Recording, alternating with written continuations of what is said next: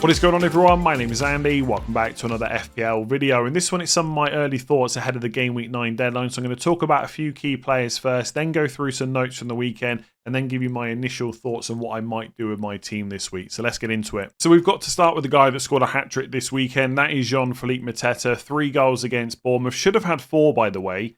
Towards the end of the game, he had a really nice chance, which he missed. And look, if you owned him, 3 goals was pretty nice, but 4 would have been special, right? So little bit unlucky maybe to not get that 4th goal, but a hat-trick nonetheless. He actually underperformed his XG. He got 3 goals from like 3.4 XG or something like that, which can't have happened too many times. He went up in price last night to 7.6 million, which isn't surprising. Game week 10 onwards, he looks like one of the best forwards. I would argue if you were wildcarding in game week 10, you'd obviously pick Haaland. No one's really going without him at the moment. I think Mateta would be next in line. Better than João Pedro, better than Voltemada, who is also a good option, by the way. Better than Jared Bowen, because by game week 10, you would have missed 2 of Bowen's good fixtures. Like West Ham 8 to 11 look good. Beyond that, not so much. So Mateta is the one, and I almost hate having to record this video because I wildcarded him in game week 4 and sold him in game week 6. And obviously now I massively regret it. And everyone's going to be bringing him in soon. And I've missed the hat-trick. So that's a bit of a killer. But you can't be stubborn about these things. You know, he's just a really good pick. He's nailed on. You know, could at some point Nketiah start ahead of him? Maybe. But I don't think we'll see that in the Premier League that often. I think that's more likely to happen in Europe. His minutes are good. His underlying stats are decent as well. Now, some of this is skewed from the Bournemouth game. 0.79 expected goals per 90. But even before that game, he was running like 0.5, which is really good, and he's on penalties. The key question really, get to the point here, should you buy him this week against Arsenal away? Probably not. And I guess that's why I wanted to talk about him, because if you're looking at him as like essential, you've got to have him in from game week 10, that's fine. You don't have to buy him this week. On paper, that is the most difficult fixture Palace will have all season. And I know that, you know, as good as Arsenal defence is, they're not going to keep 38 clean sheets, right? We know that, but it is difficult to score against them. Whatever you think about how good Palace are, how well they did against Liverpool, that's Liverpool. Arsenal are a step above in terms of defensive quality. They're probably, and look, I don't watch all the other leagues, so I could be wrong on this, but I bet if you went and look at people that model this stuff, Arsenal's probably the best defence in the world. So like that's how good they are. You don't need to rush in and buy him. If you've got a massive problem this week in your forward line, you know, could you justify buying Mateta over João Pedro, for example, who's got Sunderland at home? Maybe, as a long-term pick. Like maybe in that scenario where you really need a new forward this week, I'd maybe buy him before Arsenal. But if it's just moving on a player that's got a good enough fixture this week, I'd just wait until 10, basically, and just go from there. But he does look like someone we're going to have to own soon. And I'm absolutely gutted that I sold him in game week 6. In hindsight, it looks terrible. You can maybe argue it was just a terrible decision anyway. But yeah, game week 10 onwards, he's probably the second best forward outside of Haaland. So speaking of João Pedro, his price is going in the opposite direction. He dropped in price again last night to 7.5 million, despite having Sunderland at home in game week 9. People just getting massively frustrated with a lack of returns recently, which I completely understand. And the other thing that's kind of not great is, okay, he doesn't have the returns, but he also doesn't have the underlying numbers either. Like, so far this season, he's put up 0.21 expected goals per 90. That's not great for a player that's got a lot of minutes as Chelsea's number 9. I saw a stat going around on Twitter, I can't remember who put it up, but something like Mateta took more shots against Bournemouth than João Pedro has taken all season. Now, I haven't fact-checked that, but it does sound like something that could be believable because he doesn't take a huge amount of shots, or hasn't done so far this season. I said on stream a few weeks ago, kind of tongue-in-cheek, but the statement is starting to look better and better. I truly believe that Chelsea's best number 9 is currently playing for Bayern Munich. I think there would be a better team right now if Nicholas Jackson was playing up front and João Pedro was playing number 9. And obviously, that's partly, you know, the case because Delap's injured. But even if Delap was fit, I think Nicholas Jackson would probably do a slightly better job there. Like, Delap has still got a lot to prove. He's young, etc. We're not going to get into Chelsea's transfers too much here. Like, I'm sure he'll be a good player. But if they had Nicholas Jackson with João Pedro playing 10, that'd be much better than João Pedro playing up front. So it's not an ideal situation right now. I still believe, though, if you've got João Pedro, there is no reason to sell him. Yes, it's frustrating that you're losing team value, you haven't got the points, etc. But the fixture run coming up is really good. And fixtures still matter a lot. And Sunderland have started the season excellently. But even Man United beat Sunderland at home. Chelsea could do the same. Game week 9. Spurs away in 10 is not terrible. And then it's Wolves at home, Burnley away. The next 4 game weeks look really good for Chelsea. If you've already got him in your team, I think it's really difficult to justify selling him. If I had him, I wouldn't even be thinking about it. He would just be sticking. If we're talking about buying him, I think you can justify it, but it depends who you're not buying instead. So, for example, for my team, which I'll talk about a bit more later, I've got Evan Nilsson. I'm not expecting him to be fit for game week 9. He probably won't be fit for game week 10 either. We'll have to wait and see what Iraola says. So I could buy João Pedro this week, or I could wait a week and buy Mateta. And right now I'm leaning towards Mateta. I'll just feel more comfortable with him game week 10 onwards, especially when he's first choice penalty taker and stuff like that, a proper number 9, which is not what João Pedro is. And João Pedro will get returns. He just will in that Chelsea team. And he'll start taking a few more shots, etc. And suddenly he'll look a bit better. But to buy him right now, I wouldn't say it's difficult to justify because the fixtures are there. But it feels like you're buying him almost at the wrong time while he's in a bit of a decline. But also, maybe it's a case of buying while stocks are low. No, he has gone back down to 7.5 million. The fixtures are good. People are losing faith. Why not buy him? Because that team value will go up pretty quickly when he starts getting the points again. So for me, I think you can buy him, but I wouldn't buy him instead of Mateta. I don't think. I need to give it some proper thought, but I don't think I would do that. And if you've got him, I just would not sell. I think selling any player before they have a fixture like Sunderland at home is just asking for trouble. So as frustrating as it is, think about other stuff because you shouldn't be selling João Pedro, in my opinion. So let's stick to Chelsea and talk about Reece James next. Lots of people considering bringing him in this week. They've got that nice fixture on I just spoke about. Sunderland at home, Spurs away, Wolves at home, Burnley away. So plenty of chances for clean sheets and attacking returns. He's only 5.4 million. And basically, every game week, it feels like there's always a player that makes me look really stupid. And for game week 8, it was Reece James. Someone asked me on the deadline stream, what do I think about him as an option? And I said something like, I think he's okay, but I don't trust the minutes. And I don't think he's as attacking as he once was. He's now played 4 back-to-back 90s, and he just got a goal and an assist in game week 8. So I'm just an idiot, as I always say. Maybe you just shouldn't listen to me whatsoever. My problem with Reece James basically is I've got trust issues. Because I've been burnt so many times in the past with him. He is an amazing player. He's England's best right back, absolutely. And I hope he's fully fit for the World Cup in next summer. And he's a great player when he plays. But I've been burnt so many times. You bring him in, then he picks up an injury. Now, right now, he's looking good. He has just played 4 back-to-back 90s. Man United away, Brighton at home, Liverpool at home, Forest away. Long may it continue. But do I trust it to continue? That's the problem. Now, recently, I think it was this weekend, Maresca spoke about Fofana and how they're managing him. They need to get him to the point where Reece James is, where he can play 3 games in a week. So Maresca obviously trusts his fitness a bit more right now, and maybe we should acknowledge that. But I basically don't think he's completely nailed to start every single game. He's obviously first choice, no doubts about that. But at some point when Gusto hasn't been sent off, could he start right back and then Reece James doesn't play in midfield? It could happen. So I don't trust him enough that he'll continue playing back-to-back-to-back 90s, but he does seem to have the fitness. Maresca seems to trust him. There is some attacking threat there as well. His underlying numbers are at 0.06 expected goals per 90, 0.16 expected assists. Not bad. So if you want to buy him, I don't hate it. He goes down as a don't hate it kind of transfer. Just personally, I can't get behind it because I know as soon as I bring him in, he'll just have some kind of injury or Gusto will play instead or something like that.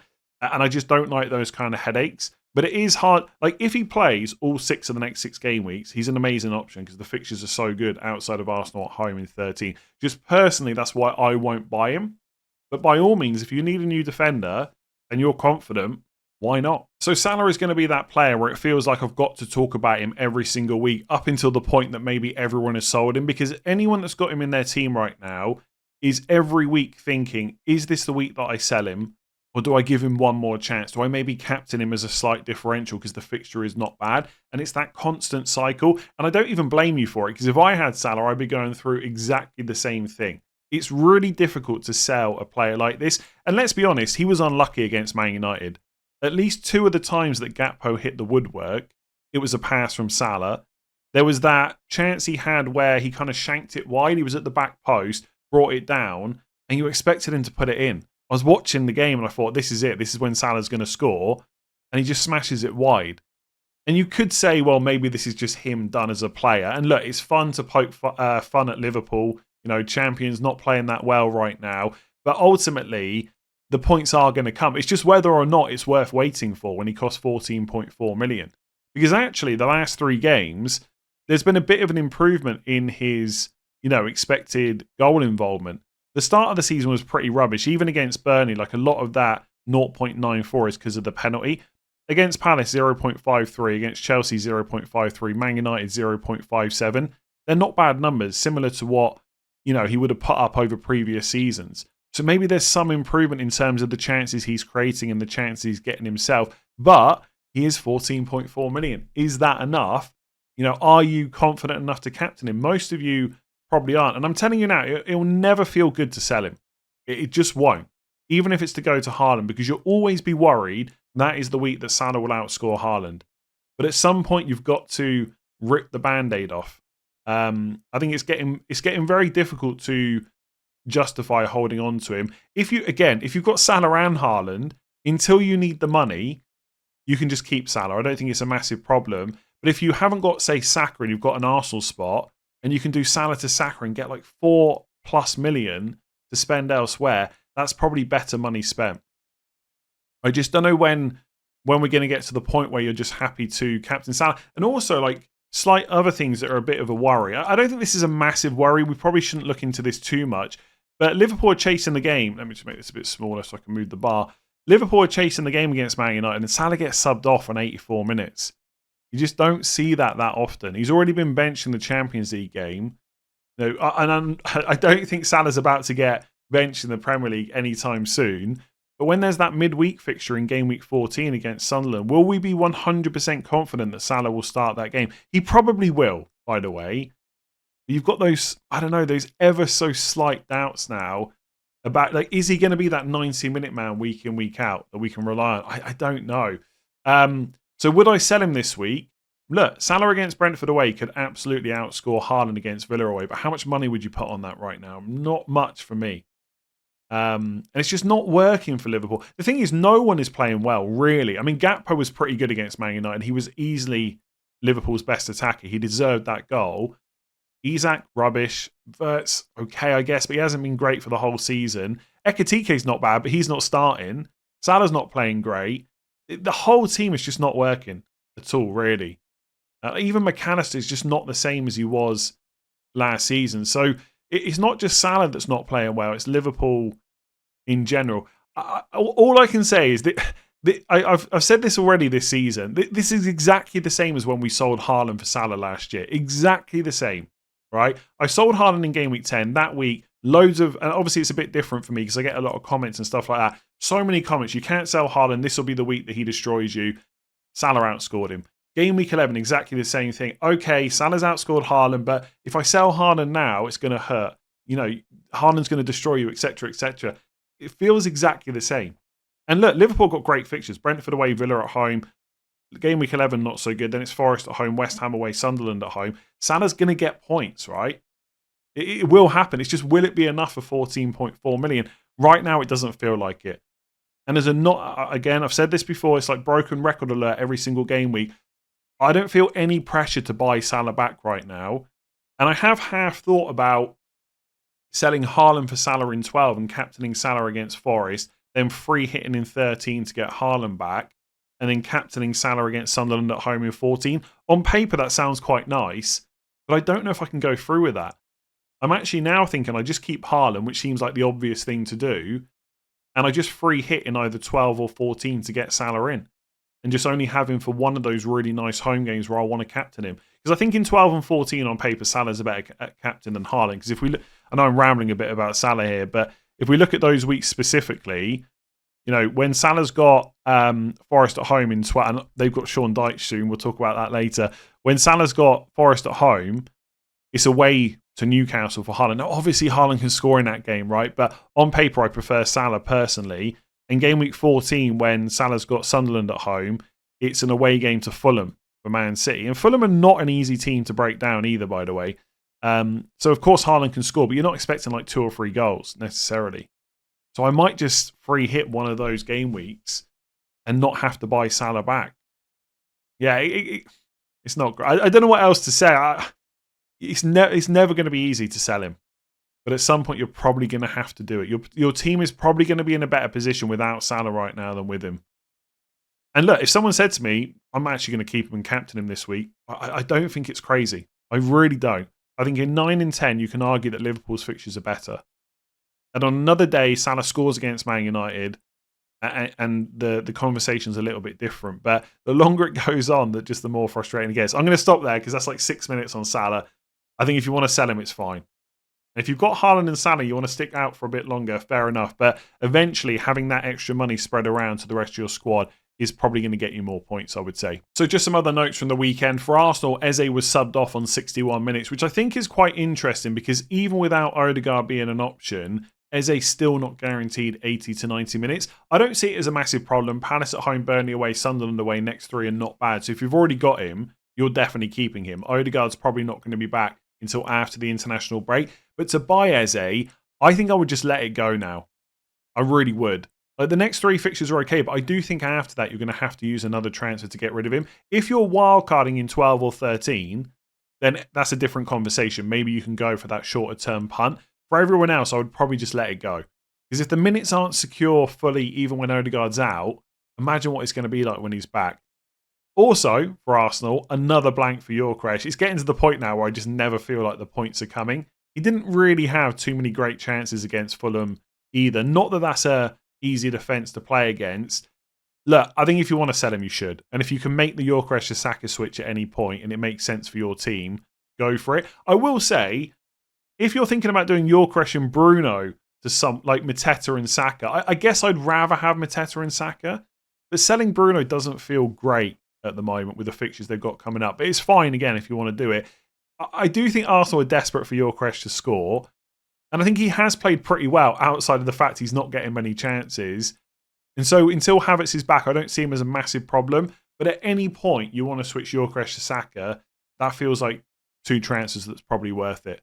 What would have been really interesting is if that penalty had stood, who would have taken it? Now, for what it's worth, Saka is clearly first choice. I'm not trying to argue against that. And I didn't see anyone else mention this, so maybe I just imagined it. But I was watching the game, and there was a clip on TV where Gyökeres clearly spoke to Saka after the penalty was given, basically, when it was initially given. So I don't know what that conversation was about, but it just tells me that it's not clear-cut that Saka's going to take every penalty. I just think it's getting to the point where Gyökeres almost needs a goal, and they might just give him one. So I'm not 100% sure Saka would have taken that penalty. I think Gyökeres might get the next one, but that's not enough reason. You know, that's just a prediction which could be wrong, and it's not enough reason to keep him. Longer term, Saka is the better pick. So if you've got other stuff to deal with, keep Gyökeres. I don't see it as a massive problem, but selling him to Saka also feels pretty good. Maybe even if it's via Bruno Fernandes. For Man City, Reinders was subbed off on 58 minutes. Not great.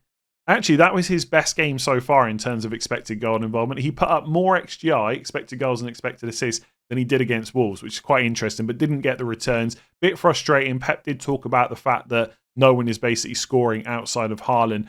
I don't see Reinders as a massive problem yet. I know Marmoush is back, Cherky, etc. There's more competition, but it just seems for him, his position's mostly dictated by what happens with Bernardo Silva. So if Bernardo Silva comes in and plays a lot, then okay, maybe Reinders is a problem, but we haven't seen that yet. So don't panic too much. He's still good value, but if you've got a spare transfer to move him on, that's obviously fine. Foden, obviously there's some frustration with him because the returns aren't there, but he's playing pretty well, and he's also got 490 minutes in the last 5. Brentford away, Villa at home next 2. I think you can fully justify keeping hold of him. Probably long term he has to go because of the amount of competition there and the price he costs, but I wouldn't be rushing to do it right now. Vardy bench, not great. He can obviously play left centre-back and left-back. The problem is O'Reilly's playing well at full-back. They've also got Aït-Nouri coming back soon. So that's more competition for that side. And you've got Ake that can play left centre-back. So I suspect that Vardy will come back in this weekend. But he's now probably on the what feels like an ever-growing list of players that at some point when you got a spare transfer, you probably deal with it. Maybe in game week 11 when Man City play Liverpool. For Newcastle, Voltemada 4 goals in 5 and back-to-back 90s. He looks like a good pick. I do prefer Mateta because of penalties, but Voltemada, solid next choice, I would say. And Gordon, last 3 matches, people who bought him in getting frustrated. 69, 69, 66 minutes. So the early subs are happening a lot. There's a lot. He played twice for England in the international break as well, by the way. And they got Champions League and stuff. Eddie Howe is clearly managing players, especially those wingers. Gordon, still first choice penalty taker though. And the fixtures coming up are not bad. So I think with Gordon, I know I say this about players a lot, I would not be in a rush to get rid of him. To me, that's a luxury transfer. You've got nothing else to do. You're slightly frustrated about the early subs. You move him on. But even in that case, I'd probably rather roll. So I wouldn't necessarily buy Gordon right now, but I don't think I'd sell him either. And then for Nottingham Forest, at the time of recording, this is not official, but it looks like it will be soon. Maybe even by the time you watch this. Sean Dyche is going to be in charge soon. Look, no one should be buying Forest players right now anyway. The fixtures aren't great. You know, Chris Wood was in favour under Nuno. Now he wasn't under Ange. What will happen under Dyche? We don't know. I suspect that Chris Wood will come back in, but you can't guarantee it. I suspect the defence will improve a bit. And maybe the likes of Murillo and Milenkovic might go back to, or Murillo in particular, might go back to being great for defensive contributions like he was last year. It's all up in the air. And also, maybe I'm misremembering, but I don't think that Everton were particularly great defensively, you know, when Sean Dyche left anyway. So I don't think this is going to be enough to massively improve Forest. We should expect some improvement over Ange maybe. But, you know, Bournemouth have got Forest at home this week. That's still a really good fixture in my eyes. You know, that with Forest, I know last season it felt like I was constantly bashing them, but I'm purely looking at the numbers. I've got no hatred towards Nottingham Forest. Like, why would I? Got no reason to hate them. But last season, the defensive numbers were on the decline as you got towards the end. They've not defended that well this year. And attacking-wise, for XG, they were in the bottom 5 last year. They're in the bottom 6 this year. So the stats just aren't really there. So yeah, Sean Dyche is there. Maybe they improve a bit. I still expect that to be a pretty good fixture for attackers in FPL.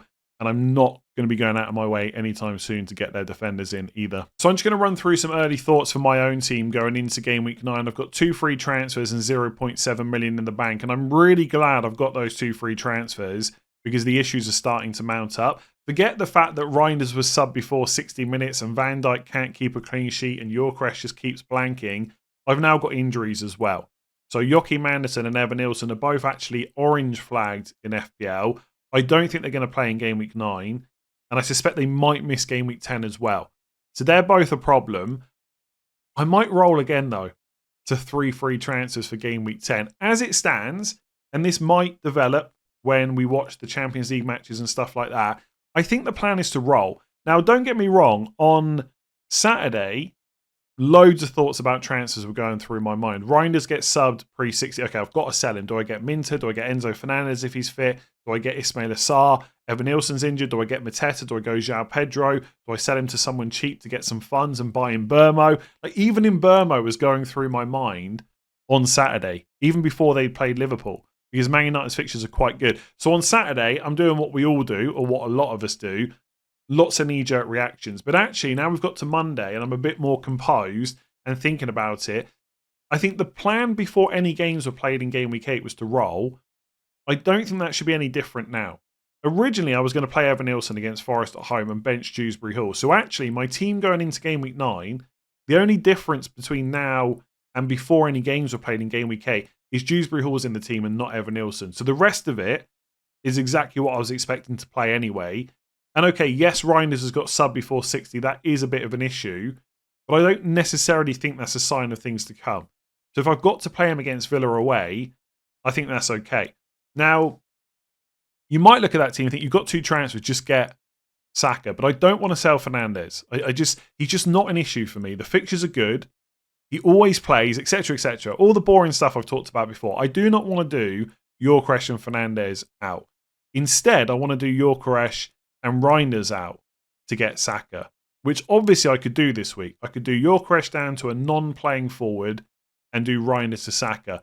But if I get a non-playing forward, who do I play instead? Lacroix against Arsenal away or Anderson and Evan Nilsson who are injured? So if I do Yorkresh and Reinders to a non-playing forward and Saka, I've then got to play Lacroix. That feels a bit rubbish. I'd rather have Yorkresh and Reinders than Saka and Lacroix this week. So it doesn't make any sense. Now, you could turn around and say, well, hang on a second. If Evan Nielsen's injured, Krupi Jr. is going to play, get him at 4.5 million for Yorkresh and get Saka in and just play Krupi Jr. That's great, right? And I actually really like that. Do you know what the problem is? I've got triple Bournemouth already. Senesi, Semenyo, Evan Nielsen. So to get Krupi Jr., I've got to sell Evan Nielsen. But I've only got 2 transfers. So if I do Evan Nielsen, Yorkresh, Reinders to Krupi Jr., Saka, and someone else, that's a hit. And the forward I want is probably Mateta. Do I take a hit to get Mateta before he plays Arsenal away? Doesn't really make sense, does it? So actually, I think I've got a roll because the moves I want to make, I need 3 moves. I need 3 transfers for, and it's just better to do it next week. Now maybe, right? One thing that will potentially play on my mind is to do those moves in kind of, do one of them this week, then maybe have 2 transfers next week, then make the other 2. So, for example, I could do Evan Nielsen to Krupi Jr. this week and bench one of Dewsbury Hall or Reinders, and then next week do Yorkresh to Mateta. Let me just write the name properly here. Yorkresh to Mateta, then and by the way, the reason it's got to be Reinders rather than Dewsbury Hall is just money. I think money is too tight for me to do it at Dewsbury Hall. Then I get Saka in. So they're the 3 moves that I'm thinking about. A non-playing forward or Krupa Jr., Mateta and Saka. I just don't think it makes sense to do it for a -4 this week. And the main reason is I've got to sell Evan Nielsen to free up that Bournemouth spot. So I might do Evan Nielsen to Krupa Jr. than the other 2. But I honestly think in that situation, I'd rather just play Reinders and Dewsbury Hall and roll. The thing with being able to roll to 5 transfers and then, and being able to hold those transfers through wildcard and free hit is rolling is never a terrible option. It just isn't. Because you're always more flexible the week after. And also, just to get my thoughts out a bit more, the Crystal Palace and Liverpool Carabao Cup game is between game weeks 9 and 10. Now, the chances of a blank and double game weeks in the first half of the season are quite low, even if Crystal Palace win that game. But if Liverpool win that game, the blanks and doubles just not going to happen. So if I roll to game week 9, if I roll through game week 9, have 3 transfers for 10, and Crystal Palace lose against Liverpool in the Carabao Cup before the game week 10 deadline, I then know there's probably going to be no blanks and doubles in the first half of the season. Therefore, I can start locking in free hit. So not only do I have 3 transfers, don't have to take a hit, I also have more information. And knowing when I'm going to free hit might impact my transfers as well. So, again, I think that's a long way of saying I'm going to roll. But I think as it stands, it makes sense. Because on Saturday, honestly, I'm hating the look of my team. But when I just sit back and, not literally, although I did just literally do that. But when I sit back and look at it, it's just Dewsbury Hall playing instead of Evan Nielsen. It's not the end of the world. The only player I feel like I'm probably missing this week is Saka. I've got double Arsenal defence. My defence looks okay. Van Dijk, Brentford away. Gabriel, Palace at home. Senesi, Forest home. By the way, just really quickly, to free up money, Van Dijk is someone that people will keep telling me to sell. I'm stuck with him. Honestly, I just need to accept that I am stuck with Van Dijk and I'm never going to sell him. Not for a while anyway. I made the decision a couple of weeks ago to get Gabriel for Goodmanson rather than selling Van Dijk. It's just extra transfers. Now, now I'm definitely rambling. I could roll the transfer, get 3, and next week just buy Mateta for Evan Nielsen and keep Yorkresh, and then maybe I sell Van Dijk for money. But that's something to worry about next week. Basically, let me just go back to this page. Liverpool have just got really good fixtures, and I know the clean sheets are not there right now. I get it. No one should be buying Van Dijk. But Brentford away, Villa at home is fine. And 12 onwards, the fixtures are just really good. So it's always that scenario. No one should be wildcarding with Van Dijk. But should you sell him? Like, you look game week 12 to 19, they've got... So what is this? 1, 2, 3, 4, 5, 6, 7, 8 games between 12 and 19. I'm really good at counting. The home games, Forest, Sunderland, Brighton, Wolves, Leeds. And one of the away games is Leeds as well. It's so good. And you know he's nailed. I just can't. I'm never going to have enough transfers like where there's no other issues to deal with where selling Van Dijk makes sense. Like people will want me to get Saka. That's 2 moves straight away. I've got Evan Nielsen injured as well. I've got Joachim Andersen injured. Van Dijk's just low down the pecking order. He's going to have to stay. So I think the team actually looks okay. I'm happy with Raya, Van Dijk, Gabriel, Senesi, Fernandes, Semenyo, Paquetá, Haaland. That's 8 players I'm happy with. If I've got to play Yorkresh, that's fine. That's 9. Dewsbury, Hall and Ryan, is that a big problem? I don't know. I mean, I won't even get into the fact that selling Yorkresh and not getting Saka has also crossed my mind, and just having a really good squad. But that's probably something for team selection. Basically, I'll save that for team selection. I have thought about selling Yorkresh at some point and not getting Saka, but that also sounds a bit crazy when you say it out loud. I'm probably going to roll. There you go. That's 8 minutes, 22 seconds I've been recording this section. I'm probably going to roll. But I think I've got good reasons for it. If you think that's wrong, let me know what you would do instead. But just keep in mind, I cannot get Krupa Jr. to play this week unless I sell Evan Nielsen. So I can't also do the Saka move without it taking a hit. There you go. Thanks for watching. Give it a like. Hit that subscribe button. I'll catch you tomorrow for transfer tips to cover all the players that I've not mentioned in this one.